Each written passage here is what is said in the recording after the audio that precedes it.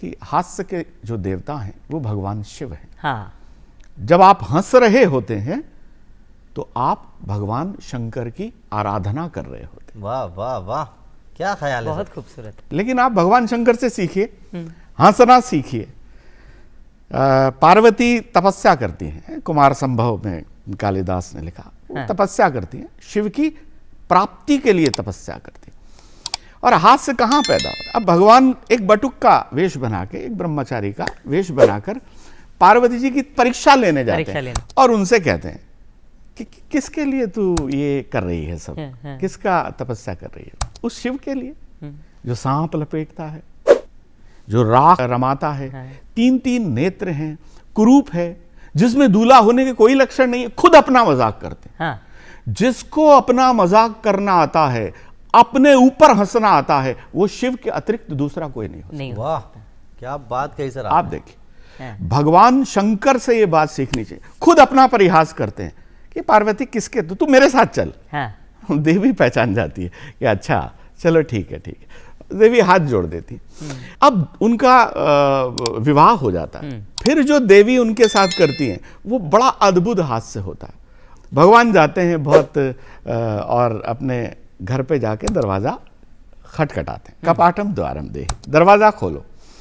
अब पार्वती जी वहां वो उनसे बहुत एक मधुरतम जो जिसे कहते हैं हम प्रतिशोध लेना कि आज भोलेनाथ को मैं दिखाती हूँ दाम्पत्य जीवन का हास्य देखे।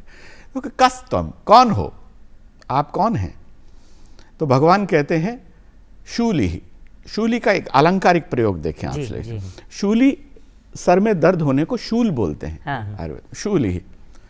तो पार्वती जी कहते हैं शूली तो मृगय भिषजम, अगर तुम्हारे सर में दर्द है तो यहां क्यों आए हो? किसी वैद्य के पास जाओ।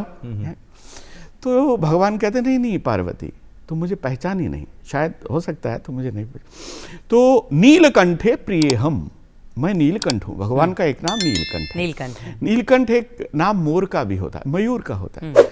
तो फिर पार्वती जी हास प्रयास करती, अच्छा नीलकंठ, नीलकंठ केका मेकाम वदह, अगर आप मोर हैं तो मयूर की ध्वनि निकाल के बताइए। दोनों पति पत्नी, और पति कौन? शिव। पत्नी कौन? साक्षात गौरी मां पार्वती। तुम मोर की ध्वनि निकाल के बताओ। फिर भगवान कहते हैं पशुपति प्रिय हम, तुम नहीं जानती कि मैं पशुपति हूं। भगवान का एक नाम पशुपति। बिल्कुल। तो माता जी कहती है पशुपति नैव दृश्यम विषाणम, कि मैं आप पशुपति हूं, मैंने आपके सिर पे कभी सींग नहीं देखे। ऐसा हास परिहास कोई कर सकता है? फिर भगवान कहते हैं मुग्धे स्थाणु। स्थाणु देखिए कितना दिव्य हास्य। स्थाणु कहते हैं ठूंठ को। भगवान शंकर का एक नाम स्थाणु है। तो माता जी कहती हैं सचरतिम कथः, अगर आप ठूंठ हैं तो चल कैसे रहे?